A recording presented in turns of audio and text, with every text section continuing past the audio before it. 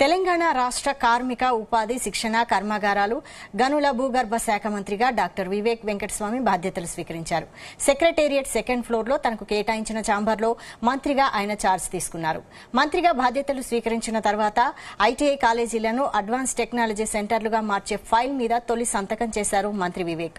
మొత్తం 46 ITI కాలేజీలను advance technology సెంటర్లుగా upgrade చేసే 2,600 కోట్ల రూపాయల నిధుల ఫైల్పై సైన్ చేశారు. ఇవాళ ఛార్జ్ తీసుకోవడం జరిగింది. మా ఇంటి పేపర్కి నిజంగా చాలా సంతోషంగా ఉంది. ఎందుకంటే మా నాన్నగారు లేబర్ మంత్రిగా ఉన్నారు. వారు కార్మిక నాయకుడు ఉండే కార్మిక నాయకుడు ఆయనకు చాలా అవగాహన ఉండే కార్మికుల సమస్యలన్నీ కూడా. వారి హయాంలో మీ అందరికి తెలిసిన విషయమే.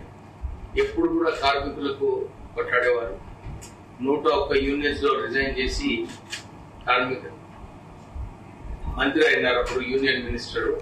సో ఇప్పుడు కూడా వారికి కార్మికుల హక్కులు ఎట్లా కల్పించాలని చెప్పి వారు కేంద్ర లేబర్ మంత్రిగా అనేక స్కీమ్స్ తీసుకురావడం జరిగింది.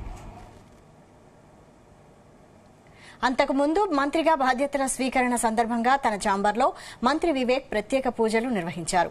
సతీమణి సరోజాతో కలిసి ప్రత్యేక పూజల్లో పాల్గొన్నారు.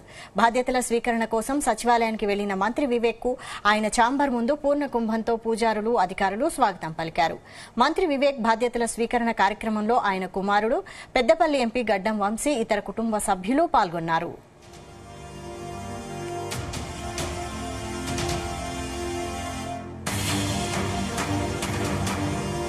మంత్రిగా బాధ్యతలు తీసుకున్న వివేక్ వెంకటస్వామికి సెక్రటేరియట్ లో సహచర మంత్రి తుమ్మల నాగేశ్వరరావు శుభాకాంక్షలు తెలిపారు. మంత్రి వివేక్ బాధ్యతల స్వీకరణ సందర్భంగా ఆయనను కలిసేందుకు పెద్ద సంఖ్యలో కార్యకర్తలు తరలివచ్చారు.